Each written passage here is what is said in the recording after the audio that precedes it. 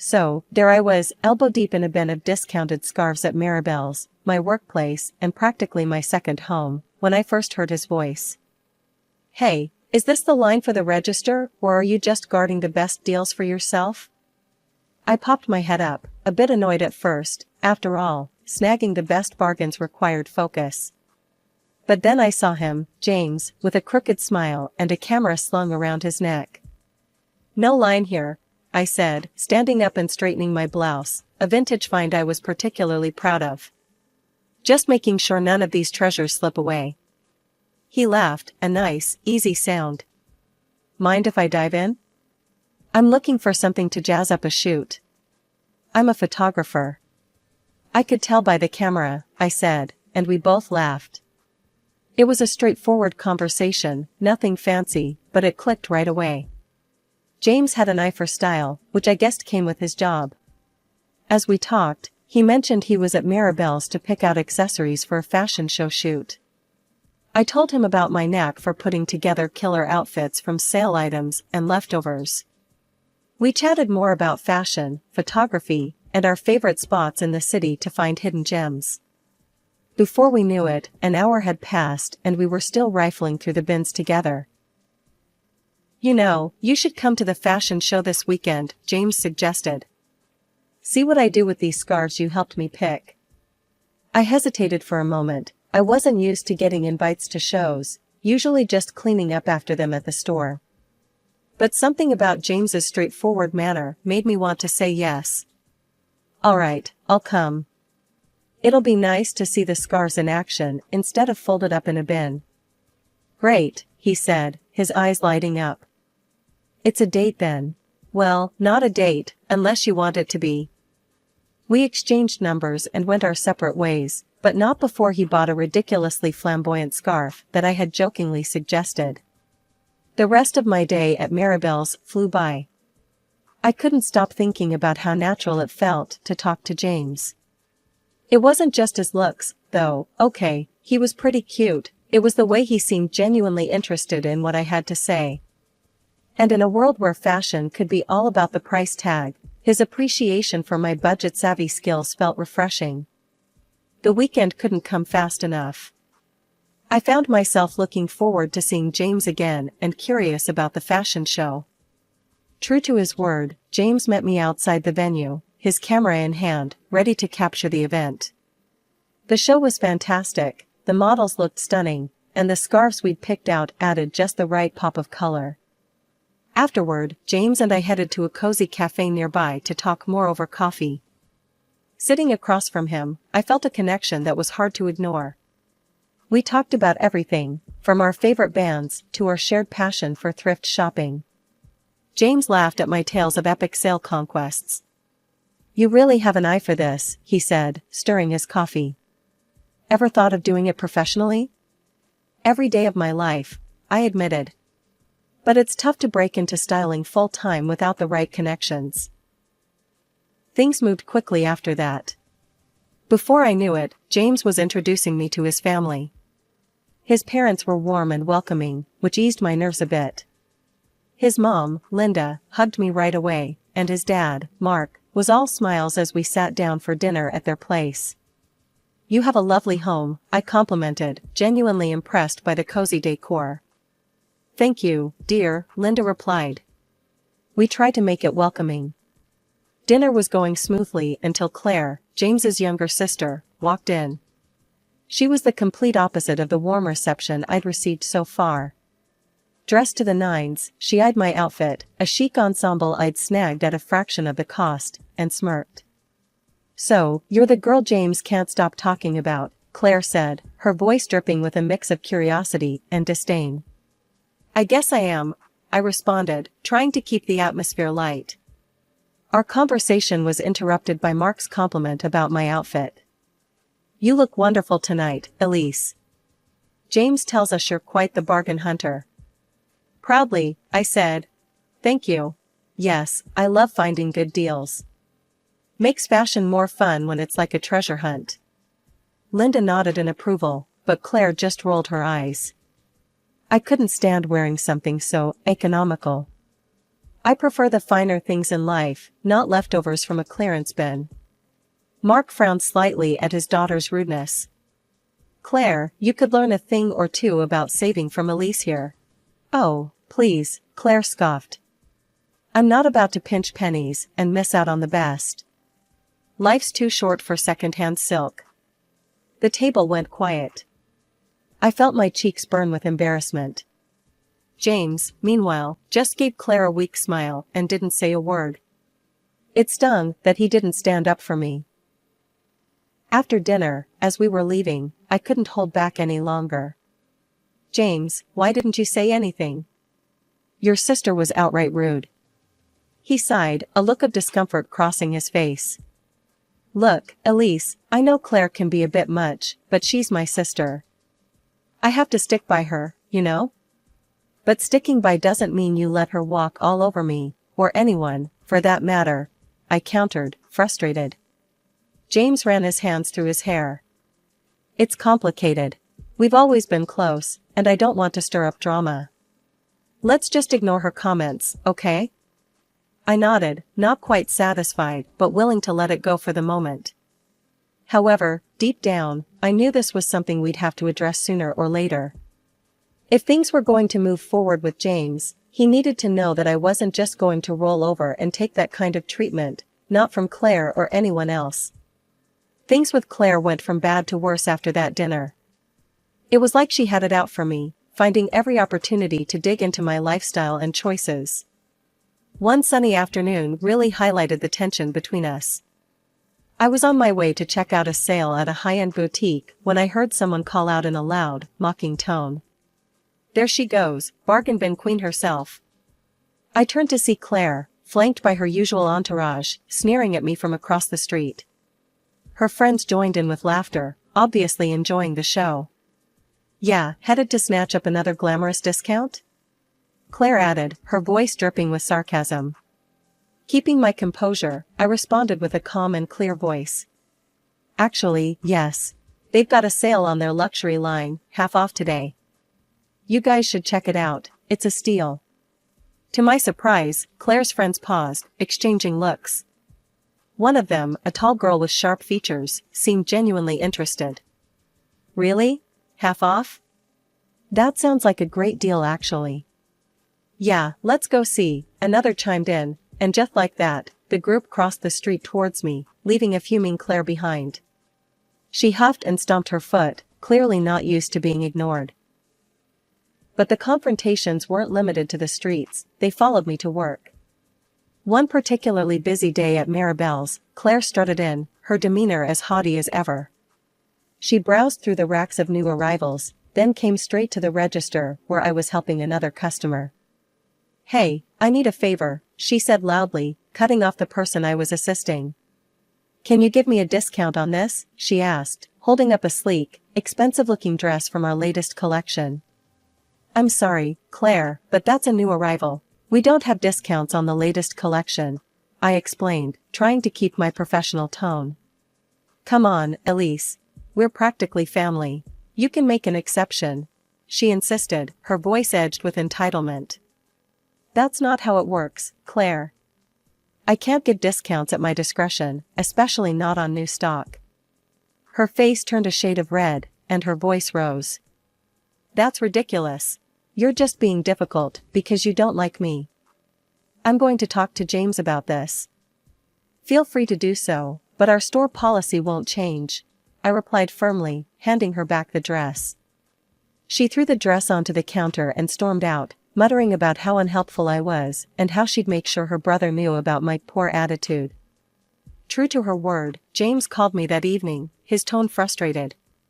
Elise, my sister came home really upset today. Why wouldn't you help her out? She just wanted a little discount. James, you know I work in retail. I can't just hand out discounts. It's against store policy, and it could get me in trouble, I explained, trying to keep my voice steady despite my growing annoyance. But she's my sister. Can't you just make an exception this once? He pressed. No, James, I really can't. It's my job on the line. You wouldn't want me to compromise my work, would you? I countered. We ended the conversation there, but the issue remained unresolved. The constant tug-of-war over Claire's expectations and my refusal to bend the rules was straining not just my relationship with her, but with James as well. After the discount debacle, I did my best to keep my distance from Claire, but family dinners made that nearly impossible. At each gathering, she seemed more intent on flaunting her latest conquest, a wealthy guy she'd started seeing. She'd throw around comments about the lavish lifestyle she was expecting, each one feeling like a tiny jab at my more modest ways. During one such dinner, she was bubbling over with details about her upcoming wedding plans. "Oh, you wouldn't believe the size of the diamond he's getting me. It's simply massive," she boasted, making sure everyone at the table could hear. James, sitting next to me, chimed in with genuine enthusiasm. "Yeah, sis, make sure you snag that guy before he realizes you're way out of his league." He laughed, nudging her playfully. The conversation drifted to other topics, but the undercurrent of Claire's bragging lingered. It was clear she loved the spotlight. Meanwhile, James turned to me with a softer expression once we were alone in the car. "You're quiet tonight. Everything okay?" he asked, reaching over to squeeze my hand. "I'm fine, just thinking about our own plans," I said, forcing a smile. His eyes lit up. "Speaking of which, I've been meaning to ask you." He trailed off, and I felt my heart skip a beat as he pulled a small box from his jacket pocket. "Elise, will you marry me?" he said, opening the box to reveal a beautiful, simple ring that was perfectly my style. Tears sprang to my eyes, not just from the joy of the moment, but also from relief. "Yes, James, of course, I will." We spent the next few months deep in wedding planning. I threw myself into every detail, designing the style of the celebration with a keen eye. I ordered a special wedding dress with a large bow, something unique and stunning. I sketched and planned each aspect of the decor, from the photography areas to the table settings, ensuring everything followed a cohesive, elegant theme. At home, I spread out my designs on the living room floor, poring over fabric swatches and invitation samples. James watched, impressed with my dedication. "This is going to be incredible, Elise. You have such a great eye," he said, leaning over to examine a sketch of the archway I designed. "I just want it to be perfect. I want our guests to feel as special as we will on that day," I replied, my eyes scanning the room, imagining how it would all come together. We kept all the plans and sketches in a folder at home, a folder that became more stuffed with ideas and confirmations as the days went by. Every now and then, James would flip through it, nodding approvingly at my latest additions or suggesting little tweaks. Things started to feel rushed when Claire announced her wedding date, which was suspiciously set for 2 months before mine. I couldn't help but think she was trying to upstage me. Meeting her fiancé, a polite guy from a wealthy background, I figured he didn't really know what he was getting into. He seemed nice enough, but oblivious to Claire's competitive streak. One afternoon, I was out shopping with Linda, my future mother-in-law, trying to pick out some last-minute decorations for Claire's wedding, as well as some items for my own. We decided to take a break and grabbed some coffee at a nearby cafe. Linda stirred her coffee, looking a bit distressed. "I just don't understand Claire sometimes. She's leaving everything to the last minute. It's like she doesn't care about the details at all." I nodded, sipping my own coffee. "Yeah, it's a lot to pull together a wedding." Linda gave me an awkward smile. "I hate to impose, especially with your own wedding coming up. But maybe you could give her some advice? She seems to respect your style, even if she doesn't show it." "I can try," I said, though the thought of working closely with Claire on anything filled me with dread. The opportunity came up at a family dinner later that week. The atmosphere was tense, as usual, thanks to the underlying rivalry that Claire seemed keen on fostering. During dessert, Linda brought up the topic. "Elise has been doing such a wonderful job planning her wedding," Linda began, casting a meaningful glance my way. "Maybe she could give you some tips, Claire?" Claire, who had been halfway through bragging about her honeymoon plans, paused and looked at me. Her expression was hard to read. "Thanks, but no thanks, Mom. I've got it covered." Relief washed over me, and I quickly chimed in. Of course, whatever works best for you. Yeah, I want my wedding to be unique, you know? Not like anyone else's, Claire added, a bit pointedly.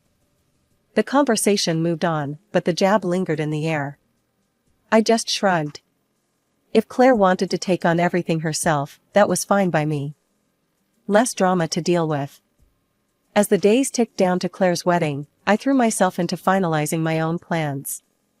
My days were filled with calls to vendors, fittings for my dress with the large bow that I adored, and meetings with the decorator to ensure every detail was perfect. The moment I arrived at Claire's wedding venue, my heart sank. It was like walking into a mirror image of the wedding I had been planning for months.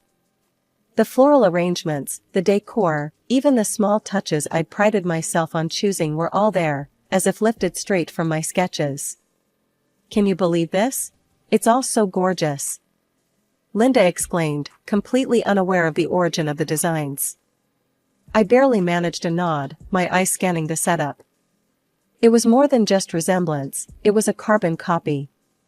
My mind raced, trying to understand how this could have happened. Then, Claire and her fiancé made their entrance, and my breath caught in my throat. She was wearing the exact dress I had custom ordered, down to the last detail, and clutching the bouquet I had so carefully designed. The sight was a gut punch. I pulled my phone out and dialed James, my hands shaking. James, where are you? We need to talk. Now.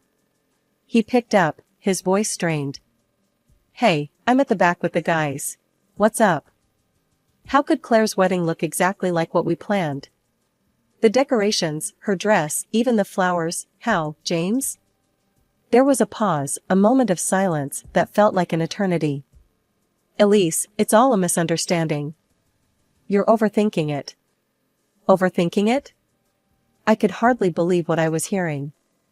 I needed answers, and I needed them now. Ending the call, I marched over to where Linda was standing with Claire and her groom, just as another relative was gushing about the decor. It's just stunning, Claire. The creativity here is amazing. How did you come up with all this? They asked, their voice filled with admiration. Claire glanced at me, her smile faltering for a moment before she regained her composure. Oh, you know, I've been planning this for months. Wanted to keep it a surprise. I couldn't hold back. Really, Claire? When did you start planning? Because it looks exactly like the plans I have at home. The ones I showed to James. The area went quiet. Heads turned. Claire's face turned a shade of red, but it was James's reaction that caught my attention. He hurried over, his expression pleading. Elise, let's not do this here. It's her big day, he whispered, trying to lead me away by the elbow. Ignoring his attempts, I pressed on. No, James. I want to know why my wedding, our wedding, has been replicated here today. Linda, looking between us, finally spoke up. What's going on? Elise, are you saying these are your ideas? Yes, I said firmly. Every single one of them. And the dress. That's my dress, the one I chose for our wedding. The crowd murmured, and Claire's husband looked between us, confusion written all over his face. James finally spoke, his voice calm but cold. Elise, the wedding is months away. I thought it wouldn't matter. Claire liked the ideas, and it saved money. The guests watched, some with open curiosity, others with discomfort. Linda looked devastated, her hands covering her mouth. I stood there, the weight of the betrayal sinking in. Not just Claire's, but James's, the man I was supposed to marry, who had so casually handed over my dreams to appease his sister. James, how could you think it's okay to give my wedding dress to your sister? I demanded, my voice sharp enough that it drew more eyes toward us. It's just a dress, Elise, he replied, his tone dismissive, which only fueled my anger. You can wear it again, and no one will remember by the time we have our wedding. It's not a disposable item. My shock at his response was palpable.